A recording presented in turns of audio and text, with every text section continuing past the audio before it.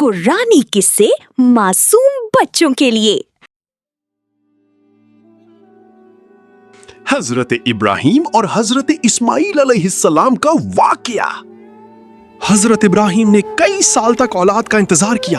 वो बूढ़े थे, वो सब्र कर रहे थे। उन्होंने कभी अल्लाह से दुआ करना नहीं छोड़ा। एक रात फरिश्ता जिब्रील आए। ए इब्राहिम, अल्लाह तुम्हें एक बेटा दे रहा है। इब्राहिम खुशी के आंसू रोए। जल्द ही बच्चा इस्माइल पैदा हो गया। इब्राहिम ने अपने बेटे को देखा और मुस्कुराए। अल्हम्दुलिल्लाह, उन्होंने कहा, शुक्र है अल्लाह का। फिर इब्राहिम ने एक ख्वाब देखा। ख्वाब में वो अपने बेटे को ज़बह कर रहे थे। उन्हें पता चल गया ये अल्लाह का हुक्म है। इब्राहिम ने इस्माइल को ख्वाब सुनाया। इस्माइल डरे नहीं। उन्होंने कहा, अब्बा जी, जो अल्लाह का हुक्म है करें, मैं सब्र करूंगा। बाप और बेटा पहाड़ की तरफ चले।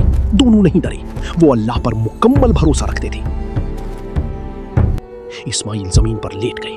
उन्होंने अपना माथा जमीन पर रखा। बिस्मिल्लाह, उन्होंने कहा, अल्लाह के नाम से। इब्राहिम ने छुरी उठाई, लेकिन छुरी नहीं चली। अल्लाह ने छुरी को रोक दिया। फिर इब्राहिम ने आवाज सुनी। एक खूबसूरत सफेद दुम्बा आया।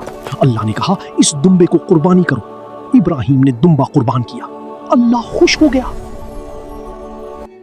हर साल मुसलमान ईद उल अधा मनाते हैं याद रखने के लिए। अल्लाह उनसे मोहब्बत करता है जो उसकी फर्माबरदारी करे।